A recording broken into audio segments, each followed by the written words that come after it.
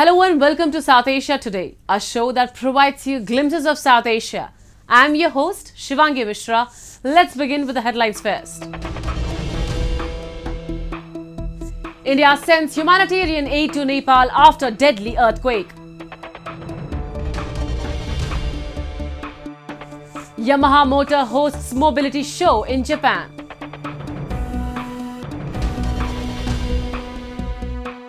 And more than a year passed, Pakistan provided nothing, says survivor of last year floods in Gilgit-Baltistan. Let's begin the show. Nepal was shaken by a powerful earthquake, resulting in tragic loss of life and widespread destruction. As Nepal faces the aftermath of the devastating earthquake, India at the forefront is offering a helping hand during this critical time to its neighbor. India has stepped forward with significant humanitarian assistance to the Himalayan nation. We have a report.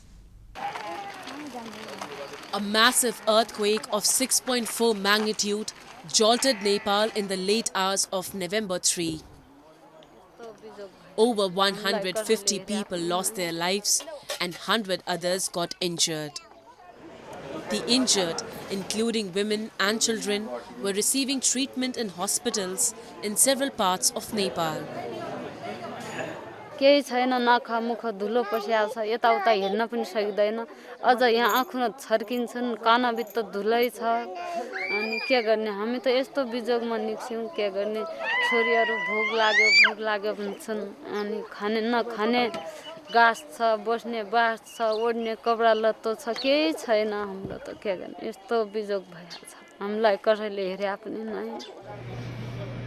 The Indian government, alongside various humanitarian organizations, has initiated a massive relief effort to assist Nepal in its time of dire need.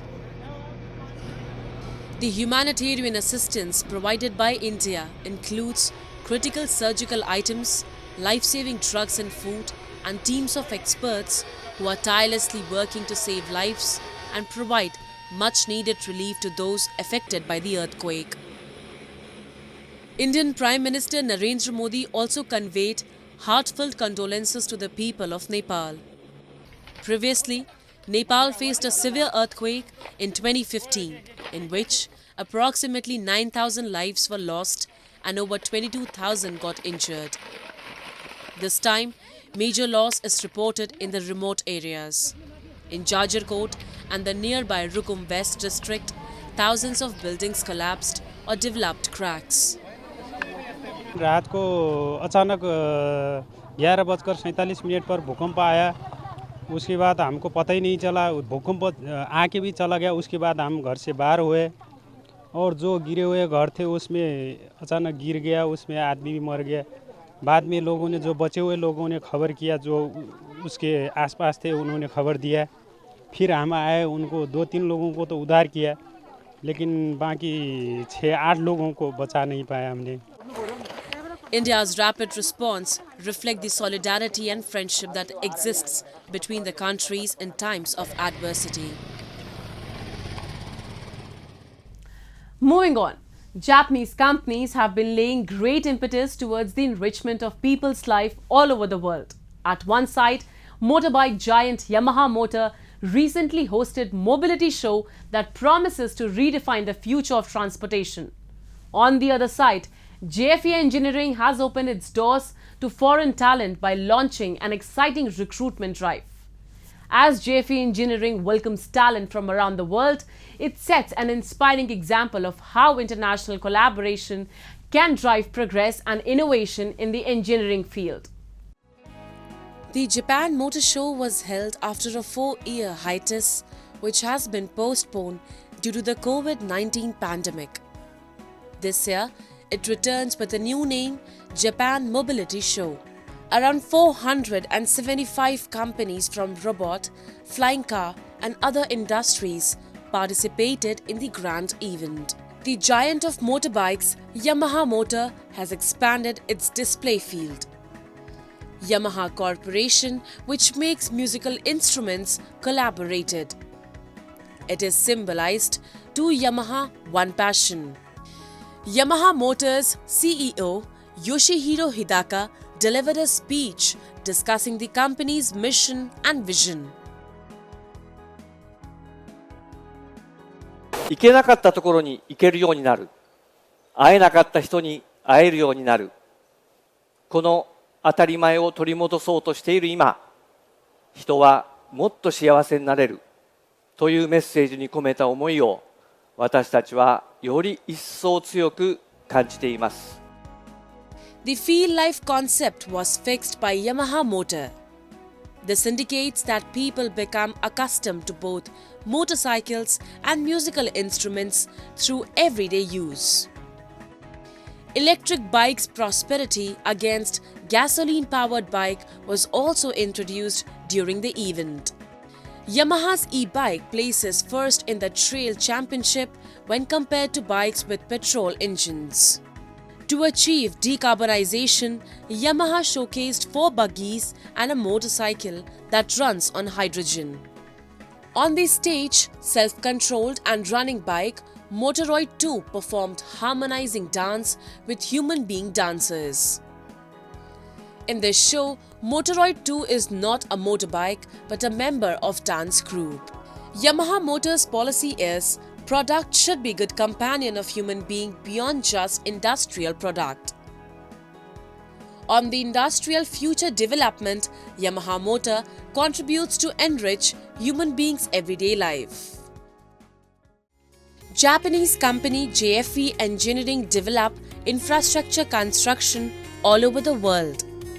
The ship on Marina Bay Sands has multiple large bridges and an environmental incinerator. These infrastructure companies serve both developed and developing nations. To accelerate worldwide business, JFE Engineering intends to employ foreign staff.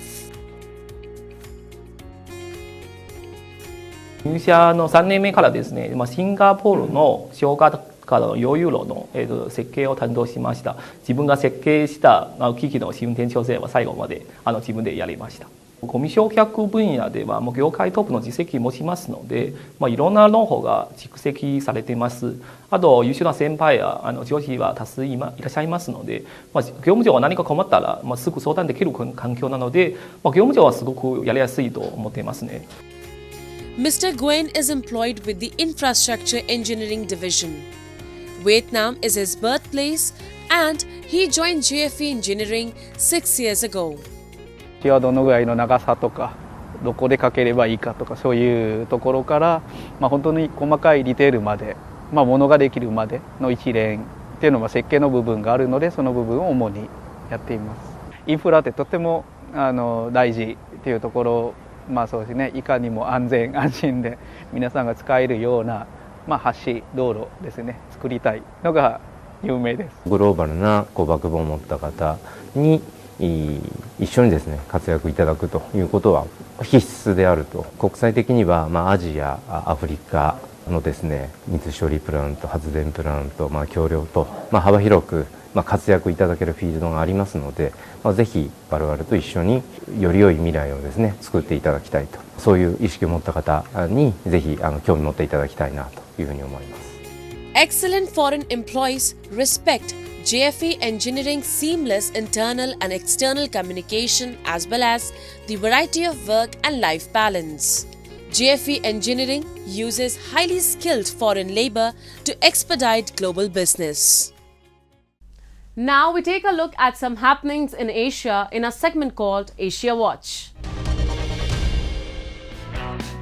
A small group of protesters clashed with riot police in Madrid over a potential amnesty for people involved in Catalonia's failed 2017 independence bid. Crowds gathered outside the party headquarters of acting Prime Minister Pedro Sánchez, holding banners and chanting. Sánchez, struggling to form a government 3 months after an inconclusive election, agreed a coalition deal with the left-wing Suma party last month, but still needs support in parliament from smaller parties, including Catalan and Basque separatists, to win an investiture vote. The potential amnesty, pending crucial Puigdemont's Junts party last-minute negotiation, has unleashed a political storm in Spain. with mainly conservative opponents holding large protests and accusing Shantz of jeopardizing the rule of law for his own political gain.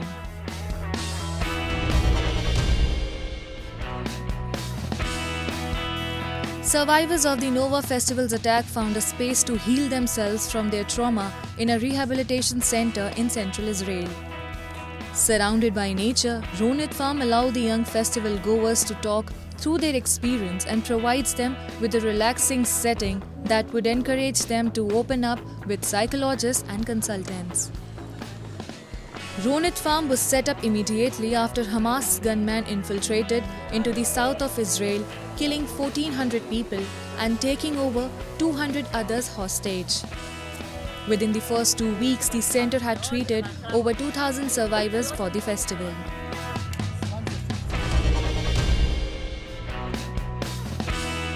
Pakistani police started search and cordon operations last week in areas where Afghans have been residing, a day after the expiry of a deadline to expel all undocumented foreigners from the country.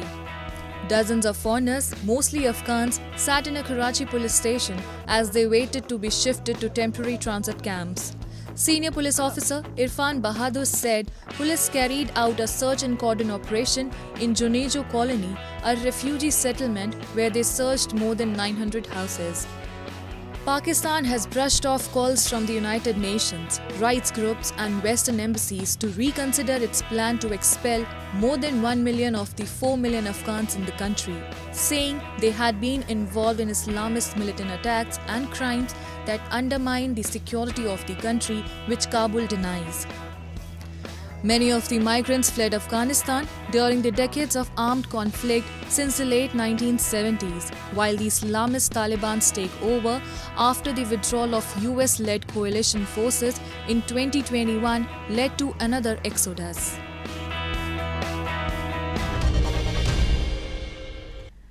It has been more than a year since devastating floods in Gilgit-Baltistan raised havoc in the illegally occupied territory. The nature's fury had left thousands of residents homeless, displaced, and clamoring for aid and assistance from the local administration. But to their dismay, the flood survivors have not received any kind of assistance or compensation from the proxy government of Pakistan till now. We have a report. More than a year has passed since devastating floods created a mayhem in the illegally occupied territory of Gilgit-Baltistan.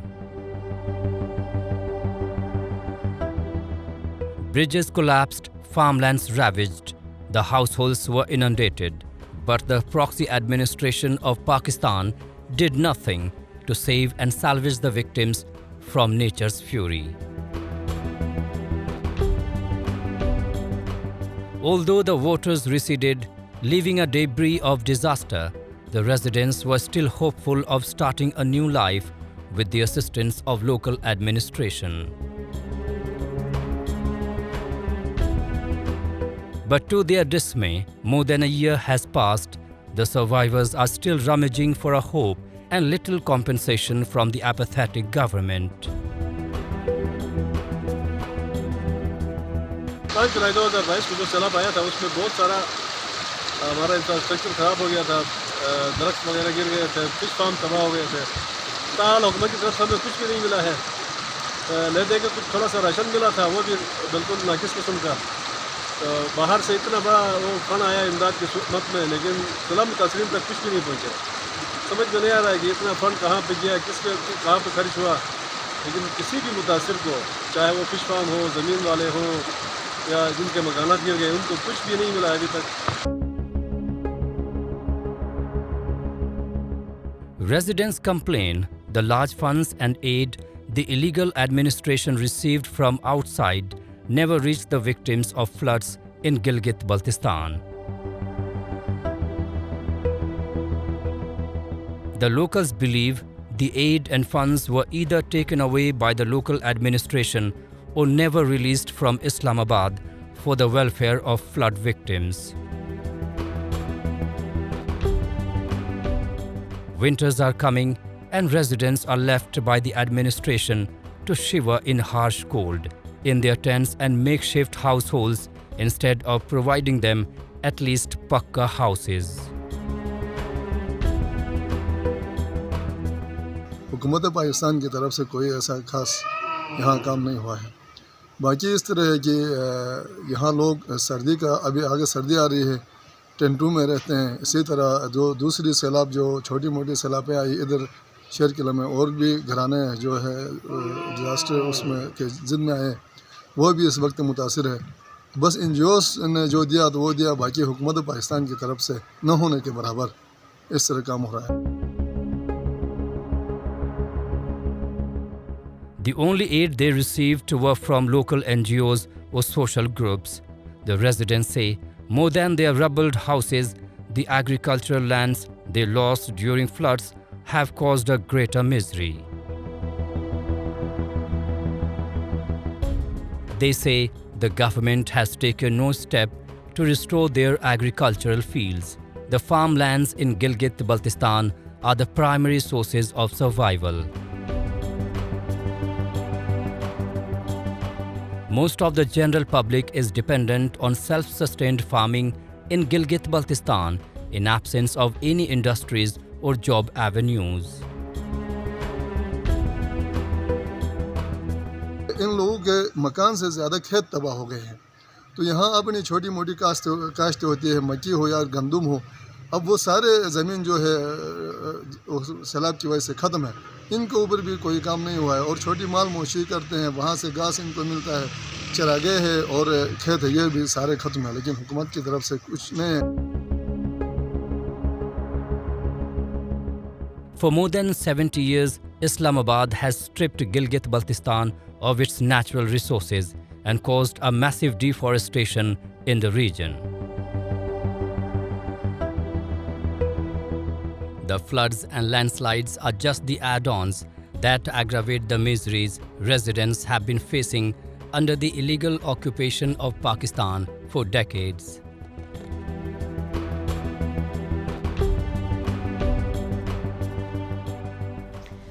Moving on.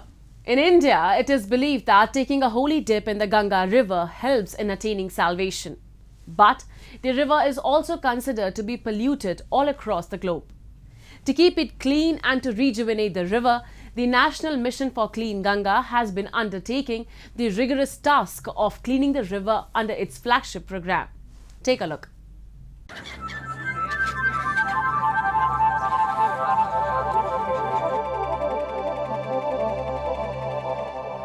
The river Ganga is one of the largest river systems in the world, stretching across northern India. Hindus venerate it as life-giving river, calling it Ma Ganga. But every day, around 3 million litres of sewage is emptied into the river. In a bid to ensure the clean flow of the river, the National Mission for Clean Ganga was implemented by the National Council for Rejuvenation, Protection and Management of River Ganga. Namami Gange is an integrated conservation mission executed by NMCG to clean the river. Ever since the Namami Gange program was launched back in 2014, several concrete steps have been taken to clean the holy river and to maintain its cleanliness. पहले के मुकाबले अब यहाँ पे गंदगी कम है, पहले ज़्यादा थी। तो नमामि गंगा प्रोग्राम के थ्रू साफ़ सफाई अच्छी है यहाँ पे, और लोगों को भी जो घूमने आते हैं यहाँ पे उन्हें भी जागरूक होने की आवश्यकता है। पॉलीथीन न डालें, खाने पीने का सामान न डालें एक्स्ट्रा। तो वैसे अच्छा लगा यहाँ पे आके, और यमुना गंगा नदी का पानी भी साफ़ है यहाँ पे। A series of activities such as events, workshops, seminars and conferences are organized on a regular basis to make a strong pitch for public outreach and community participation in the mission. NMCG organized the 7th edition of Ganga Utsav this month, which was inaugurated by Debishri Mukherjee, Secretary, Ministry of Jal Shakti, in the presence of G. Ashok Kumar, Director General NMCG. It is an initiative taken by the Government of India to address the pollution of the river by providing financial and technical assistance.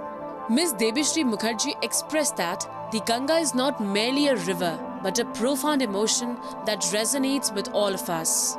She expressed her satisfaction in witnessing the remarkable progress in the Ganga rejuvenation efforts, especially in collaboration with the new generation. She stressed that the preservation of rivers is a shared responsibility of everyone. In the first place, we must clean up our rivers and water bodies. For which we need for the public sector and the private sector to both come together, as well as the citizens, make it a national movement.